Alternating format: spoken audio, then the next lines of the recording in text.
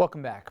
Scarlett Lewis lost her 6-year-old son Jesse in the Sandy Hook Elementary School shootings in December of 2012. Jesse is credited with saving lives by yelling for his classmates to run when the shooter's gun jammed. Now, Scarlett is collaborating with educators, and she's developed the Choose Love Enrichment Program. It's a pre-K through 12th grade curriculum that focuses on teaching social and emotional skills to kids. Our senior political producer, Caryn McBride, has this amazing story. That's right, Rich. I sat down with Scarlett and Lisa Swain, a teacher who specializes in early childhood education, to learn more about this program, which is available free. Scarlett, let's talk about how the foundation was started after the tragedy at Newtown. You went home for the first time, and you found a message on the chalkboard.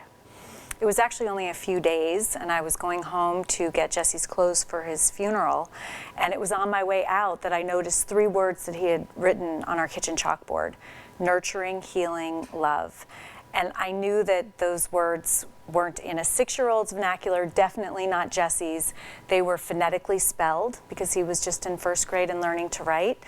But those 3 words are in the definition of compassion across all cultures. And I actually called a local professor from a university over to look at it. And he said, "This is incredible. This is maybe a spiritual awareness that he had, that he wasn't going to be on earth for very much longer, and let's really break down the meaning of each of these words and see what this message means." And so we did that, and we found that nurturing means loving kindness and gratitude, healing literally means forgiveness, and love is compassion in action. And when you practice those 3 character values in that order, you're choosing love. Now you are raising awareness about social and emotional learning, and a signature program of the Jesse Lewis Choose Love Foundation is this initiative. I realized that Adam Lanza, the shooter in our situation, if he had been able to give and receive love, that the tragedy would never have happened. And I realized the need to get this message of choosing love into schools. And I did some research and found that social and emotional learning is a way to do that. I also found that a lot of schools don't have this program, and looked into the research. There's over 30 years of research into social emotional learning that show that it's the most proactive and preventative mental health initiative that we have. So I decided to develop a program based on Jesse's message of choosing love and the formula for choosing love to bring into schools for free, so that every child would have access to this, what I consider life-changing and life-saving 21st century skills.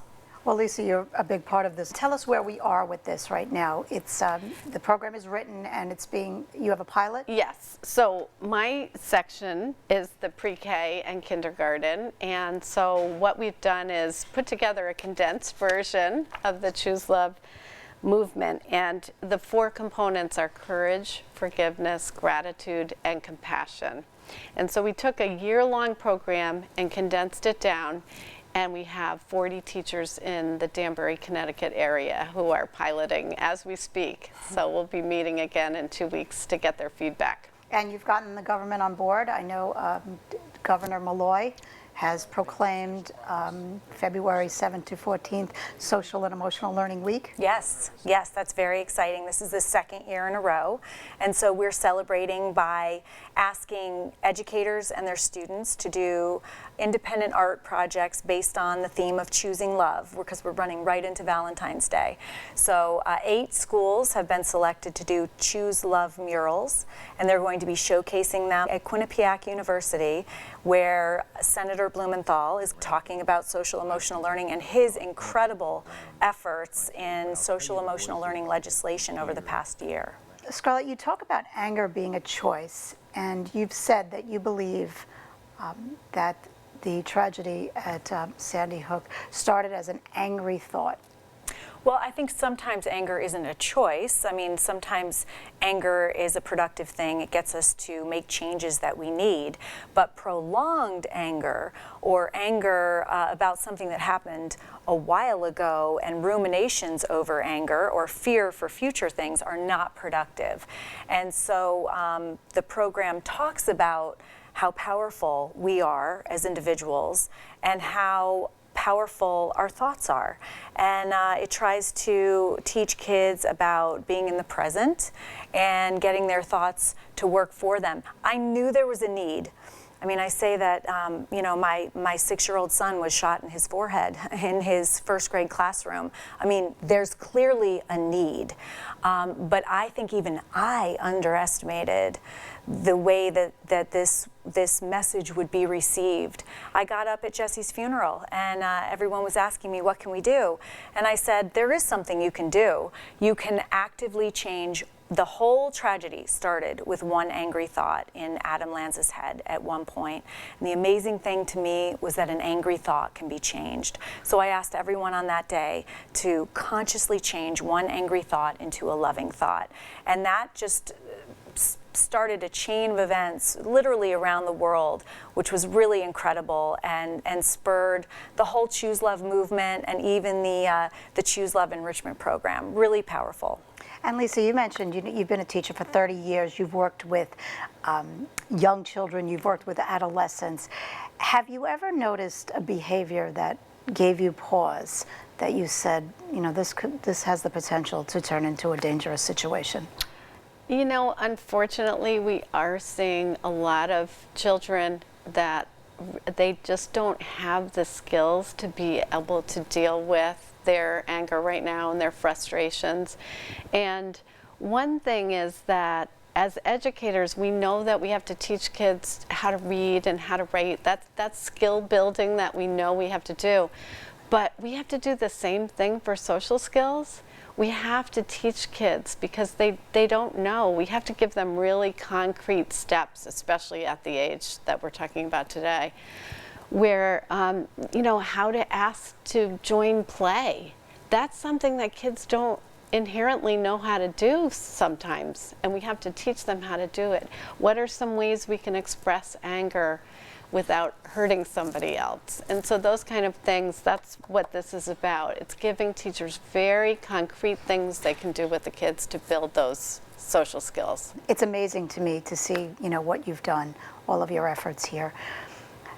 But there might be folks on the outside saying, how do you not blame somebody for what happened? How long was it before you actually stood up and said, I can forgive?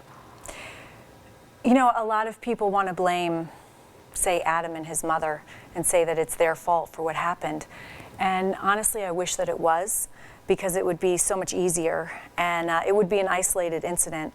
But Sandy Hook Elementary is not an isolated incident. We have one school-related shooting per week. So I have taken my part of the responsibility and come up with a solution. Well, what I think is a solution, and that is teaching kids to choose love. Because I think everything boils down to two elements, either fear or love. And where there's fear, there's a lack of love. And where there's love, there isn't fear. So I'm trying to teach kids that they can choose love. And by choosing love, they help themselves, they positively impact those around them, and through the ripple effect, they'll make this a more peaceful and loving world. Amazing, the grace that Scarlett has. I've got an opportunity to speak to her too. I would not, I don't believe, have the compassion and the level within me to be able to be as forgiving as she. It's amazing. And I know she's gone to great lengths here to try and help people, and there's information for people who want to check it out, right? Yes, there is, Rich, and I'm with you on that. It's just amazing what she's done. But for folks that are interested, the information about the program is available on the Foundation's website, jesselewischooselove.org. All right, great job, Caryn. Thank you very much. We'll be right back, everyone. Stay with us.